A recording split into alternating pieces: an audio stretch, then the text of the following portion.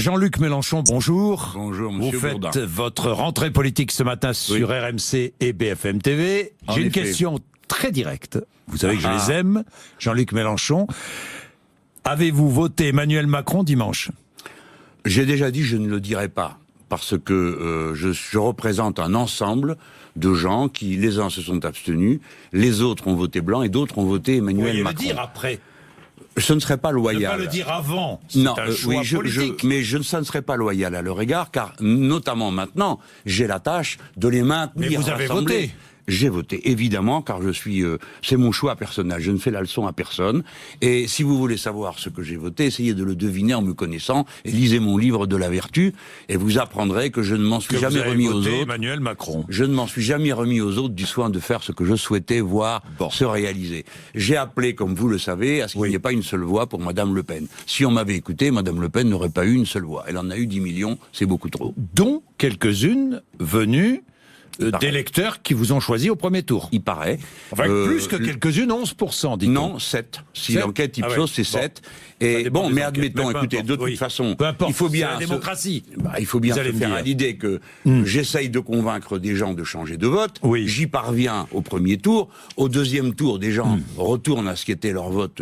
J'ai quand même pas les trier. Je vais pas dire montrer du doigt celui... D'ailleurs, je vais en profiter pour dire aux gens, écoutez, maintenant, faut se calmer.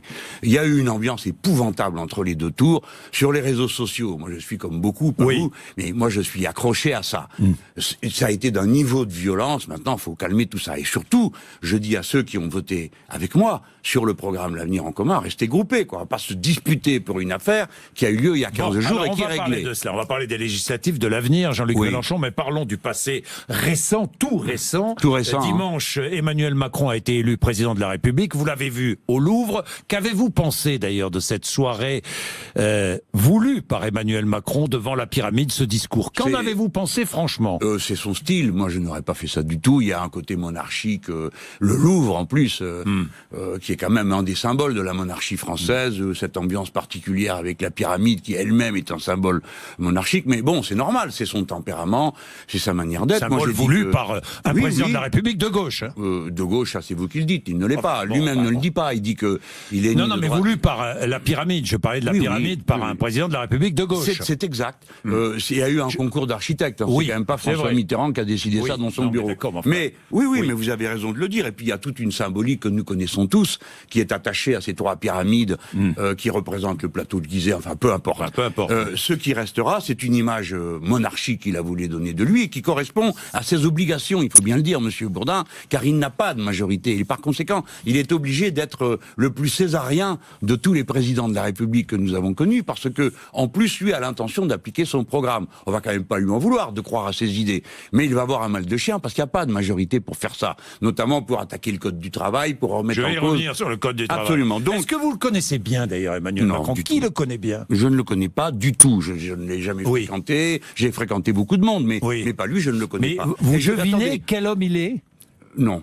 Ce n'est pas très important. Je respecte sa fonction, je veux le dire.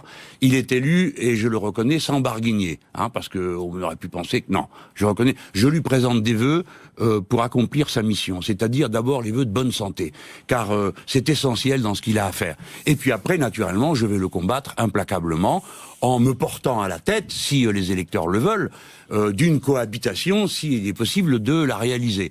Donc la première condition, c'est déjà que les 7 millions de personnes qui ont voté pour le programme L'Avenir en commun restent fidèles à cet engagement. C'est un programme, pas la personne de Jean-Luc Mélenchon. Vous m'avez entendu le dire. Dans tous les meetings, j'arrêtais les gens qui criaient mon nom. Je disais ici, on crie résistante, on adhère à un programme. Donc je crois, moi, beaucoup à la centralité du programme. Je me présente donc avec mes amis aux élections législatives en disant, nous avons un programme, nous sommes prêts à gouverner demain. Donc, pas question. Je vais revenir sur les législatives dans un instant, Jean-Luc Mélenchon. Mais vous avez compris l'esprit, oui, j'ai compris l'esprit. Mais Jean-Luc Mélenchon, nous partons conquérants. Nous voulons renverser la situation. Sur le premier tour, sur votre défaite à la présidentielle, de justesse, 600 000 voix d'écart, 600 000 voix de plus, et vous étiez au second tour. Est-ce que vous avez des regrets? Monsieur Bourdin, je ne vais pas vous raconter d'histoire. Comme je suis un homme méthodique, vous me connaissez depuis le temps. tous les instituts de sondage nous disaient « vous êtes dans un mouchoir de poche », j'avais donc commencé à réfléchir à la façon avec laquelle je procéderais. Par conséquent, j'ai dû descendre de 2 marches. La première, celle où j'avais préparé, car je suis méthodique, comme en ce moment, je suis en train de préparer de quelle manière nous gouvernerons si nous l'emportons. Moi, j'aborde toujours les élections en me disant, je vais les gagner. Je suis pas là pour faire juste donc, déception profonde. Bien sûr. Écoutez, à 600 000 voix, Monsieur Bourdin, le destin vous passe au ras des doigts. Vous ne pouvez autrement que d'avoir de la déception. Amer aussi le soir du premier tour, dans votre déclaration. Non, vous la regrettez ou pas? Non, non. Les gens disent, vous savez, sembliez ne pas accepter la défaite. Alors, c'est certainement un quiproquo et un malentendu total. C'est que tout le monde m'avait dit c'est dans un mouchoir de poche. Et de fait, ça a été dans un mouchoir de poche, vous le voyez. Mais en début de soirée, c'est pas ça qu'ils annonçaient. Ils annonçaient 23-23 et 19-19 pour les 2 suivants. Bon, non, c'est pas ça qui s'est produit. Et tout le monde m'a dit prenez garde à ce que vous allez dire parce que jusqu'à la fin, voilà pourquoi j'ai dit écoutez, on va attendre, on va attendre la fin des résultats pour savoir. Mais il n'a jamais été dans mon intention de remettre en cause un scrutin dans mon pays. Alors, c'est vrai que celui-là était spécial, des milliers de gens radiés, 500 000 personnes qui avaient une double carte, enfin bon, tout ça commence à sentir la République bananière. Mais enfin... Attendez, je m'arrête là. La République bananière, c'était l'élection non, dans une République bananière. Non. Ça sentait dans tout. C'est ce que vous dites, ça sentait. Écoutez, monsieur Bourdin, 500 000 personnes qui ont 2 cartes électorales, ça vous paraît une situation anodine? Mais moi, je juge pas. Bon, je juge. Je vous écoute. J'ai entendu d'une part que le corps électoral n'était pas très stable, mais vous voyez que je suis de bonne humeur. Et deuxièmement, j'ai attendu que les résultats soient confirmés. Voilà ce qui était important. Mais ensuite, je n'ai donc... Alors Emmanuel Macron n'a pas usurpé sa victoire. Mais certainement non. Le Conseil constitutionnel va le dire. Quand le Conseil... Vous savez c'est la loi spéciale en France. Quand le Conseil dit le résultat est le suivant, la discussion est close. Par conséquent, et pour vous, elle sera close. Moi, j'ai aucun moyen de la réouvrir. Quel moyen j'ai? Je dis juste à ce moment-là, j'attendais que l'heure soit venue et qu'on connaisse des résultats stables. Voilà tout. Après, comme je suis un méridional, mais monsieur, et je ne suis pas un pion. Vous imaginez que vous apprenez que le 2e tour vous passe à 600 000 voix, et alors vous arrivez fringant, souriant, pour dire non, je suis un homme, un être humain. Et donc, comme des milliers et des millions de gens dans le pays, j'ai eu une très grande déception. Puis après, on la surmonte. Et puis après, on repart. Vous souhaitez l'échec d'Emmanuel Macron? Je vois pas les choses comme ça. Moi, je fais pas, je personnalise pas comme ça. L'échec de sa politique, de ses choix. Mais je pense qu'il faut pas qu'il se mette en pratique. Donc le meilleur moyen, c'est de voter pour les listes de la France insoumise. Est-ce que vous serez candidat? Alors, la décision a été prise par le petit comité d'animation du mouvement qu'en effet, je dois l'être. Pourquoi? Vous serez candidat aux législatives? Oui, il faut expliquer pourquoi. À quel endroit? Attendez, d'abord... Oui, d'abord, pourquoi? Oui, je vais pas aller trop vite. Vous serez candidat. Moi, je suis déjà député français au Parlement européen. J'ai été élu par presque 300 000 voix, donc 5 fois plus qu'il en faut pour élire un député national. Bien.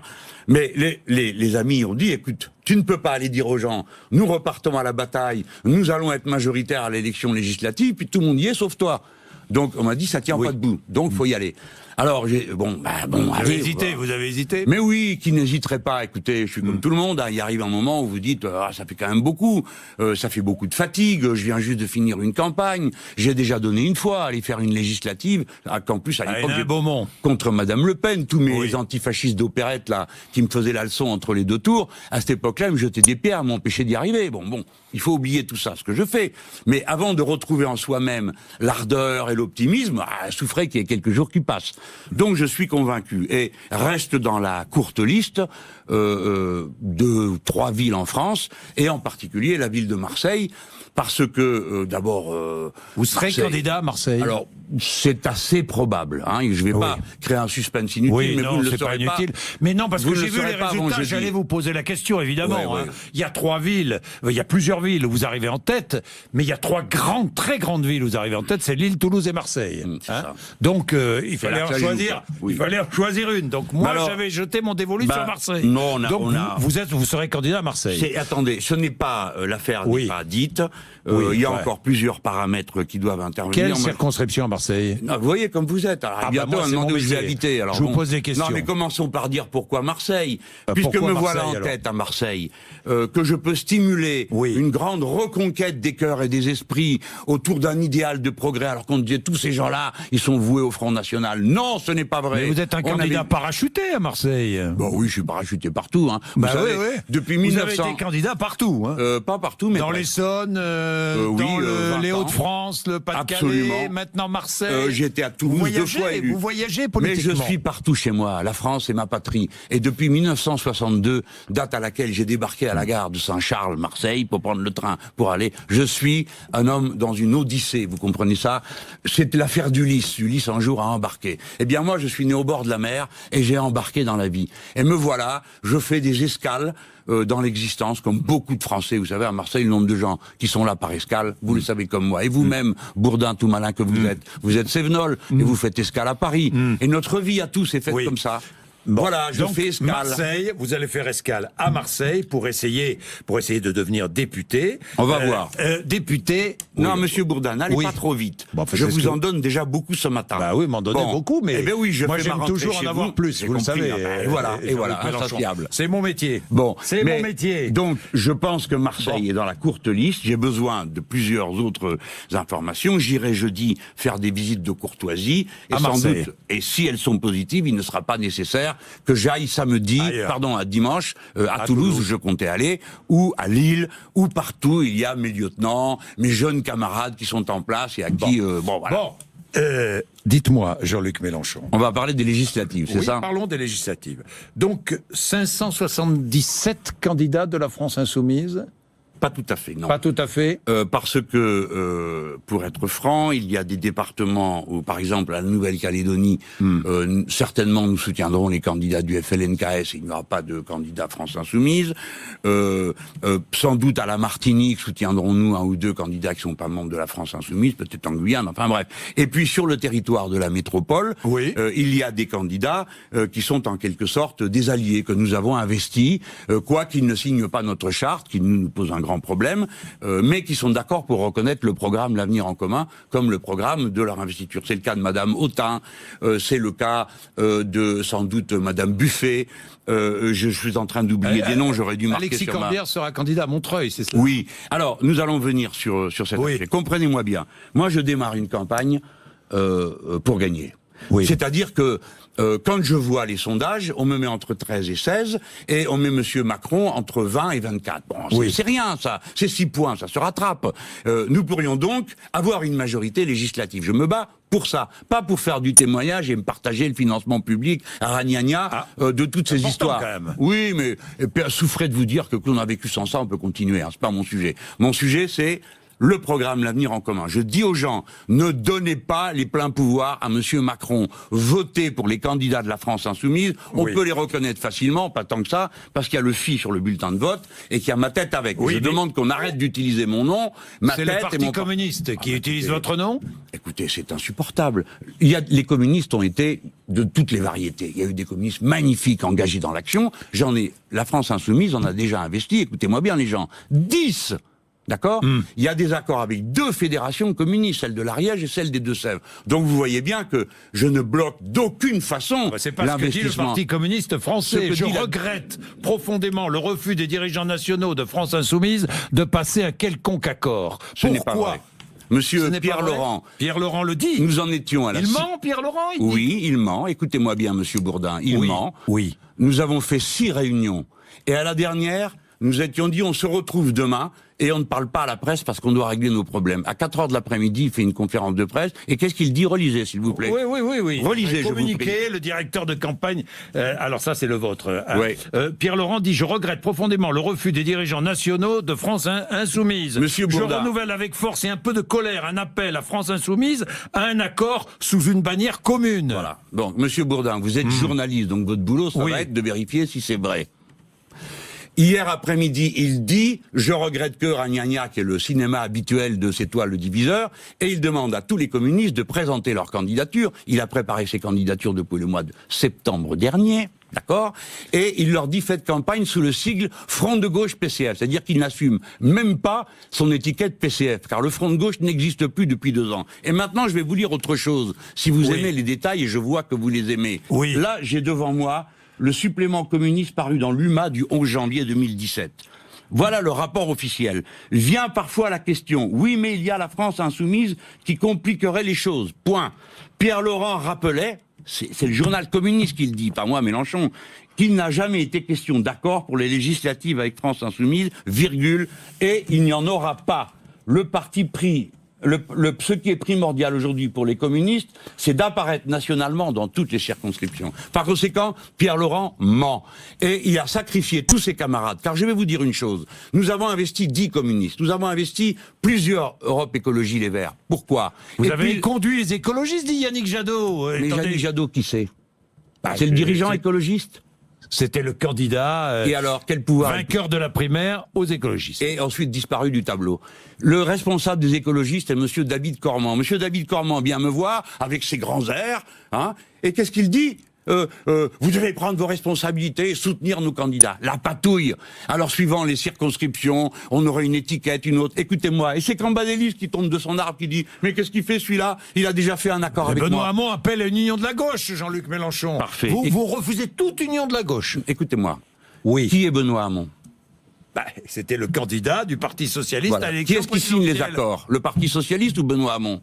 Benoît Hamon quitte le Parti Socialiste. Si Benoît Hamon quitte le Parti Socialiste avec ses amis, demain matin je le rencontre.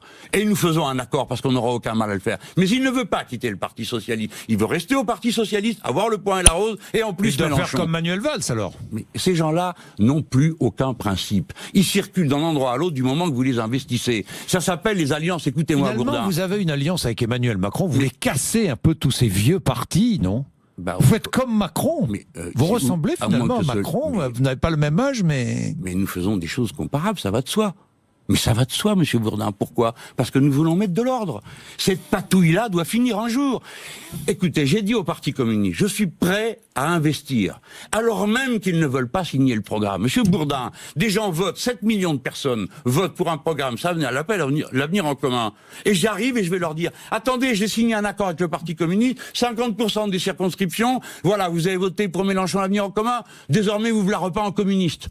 C'est pas jouable, mais c'est par respect pour les gens, je vous demande de le comprendre. C'est pas un problème d'hostilité au Parti communiste, qu'est-ce que je lui demande aux candidats communistes? De reconnaître que le programme c'est l'avenir en commun et que nous avons qu'une seule étiquette. Monsieur Bourdin, on va se présenter devant les Français. 7 millions de personnes ont voulu que je sois président de la République.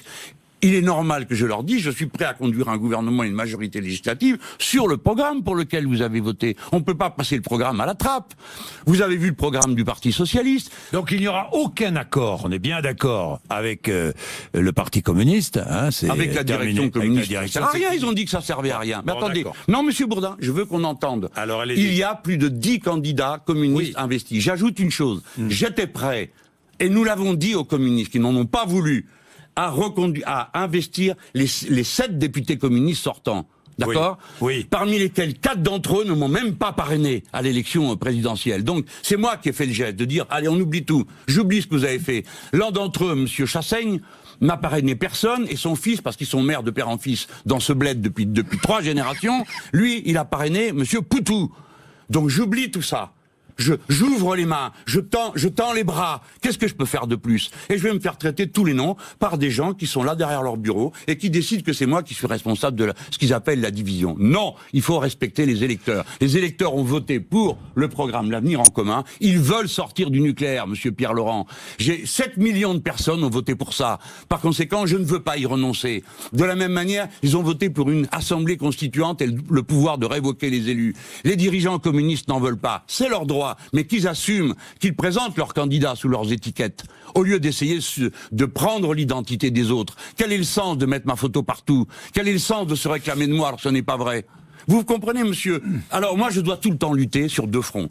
Un côté, je dois affronter l'adversaire politique, qui est monsieur Macron, vis-à-vis duquel je me présente comme une alternative. Vous demanderez à descendre dans la rue si jamais il veut faire passer par ordonnance sa réforme de la loi travail. Franchement. Honnêtement, appel à manifester, nous verrons. Mais j'ai pas ce pouvoir, c'est les syndicats qui vont le faire. Oui. Bien sûr qu'il va y avoir une bataille sociale. Dans la rue, vous. Évidemment, moi je suis pour un front populaire contre les réformes de M. Macron, ça va de soi. Front populaire, ça veut dire des forces politiques, des forces sociales. Je vais quand même vous rassurer sur un point parce que je vois que vous êtes fait de l'inquiétude. Au 2e tour, eh bien, nous verrons comment nous allons faire, notamment avec les communistes et le reste. Bon, mais en attendant, si vous avez En Marche, Front National, vous votez pour qui? Ah ben on va voir, ça, Front National, En Marche, le problème ne se posera pas, vous allez voir. Écoutez-moi, monsieur Bourdin. En Marche. Écoutez-moi. Je vois que Manuel Valls ne remplit pas à ce jour les critères d'une investiture d'En Marche. Vous avez vu ça? Oui, oui. Ah ça, ils sont sévères. Hein. Moi, je suis plus cool. Hein. Parce que moi, bon, on peut toujours discuter avec moi. Bon. Oui. Mais bon, on a discuté 6 fois. Alors, avec les communistes, maintenant, c'est terminé, on est entré en campagne. Mais je veux dire, je rappelle à tout le monde, j'ouvre les bras, je tends les mains, mais respectez les électeurs. Je ne leur ai pas donné de consigne entre les 2 tours de la présidentielle. Ça vous a été reproché beaucoup. Oui, bien sûr, mais parce que les gens avaient intérêt à me reprocher. C'est les mêmes qui voulaient me supporter déjà pas avant, qui recommandent. Et vous voyez des Jadot qui m'a traité d'agent de Poutine, maintenant demander mon investiture pour aller se faire élire. Et ainsi de suite. Ce monde-là, alors monsieur Macron m'aide, hein. Monsieur Macron, il me fait le ménage chez lui, et ben moi je dis, de mon côté, voilà, il y a un programme, les électeurs ont choisi. Respectez les électeurs. Pas de combine et de tambouille. Et les alliances tuyaux de poil, où tu commences par t'allier à un bout avec un communiste, puis derrière tu trouves un socialiste, et à la fin un macronien, parce que vous avez compris, comme moi, que le PS va s'allier avec monsieur Macron, après les législatives. Monsieur Macron ne veut pas de monsieur Valls, ça, vous avez vu. Oui, mais il veut bien du PS comme allié subalterne. Ça doit vous faire plaisir, ça, d'ailleurs. Ça me fait marrer. Parce que bon, à la fin, il y a toute une série de politicards dont plus personne ne veut. Alors oui, ça me fait marrer. Oui, c'est vrai. Eh ben, ils avaient qu'à être courageux. Ils avaient qu'à assumer. Si monsieur Valls est d'accord avec monsieur Macron, il avait qu'à quitter le PS et assumer sa position. Si monsieur Hamon veut faire une alliance avec moi, il a qu'à quitter le PS. Je dis par exemple à quelqu'un comme Montebourg, qui est le grand absent de ce débat. Allez-y, faites-le. Venez maintenant. Faisons équipe. Mais rompez avec le vieux monde. Rompez. Et appliquez le programme. Voilà. Bien. Merci Jean-Luc Mélenchon d'être venu nous voir ce matin.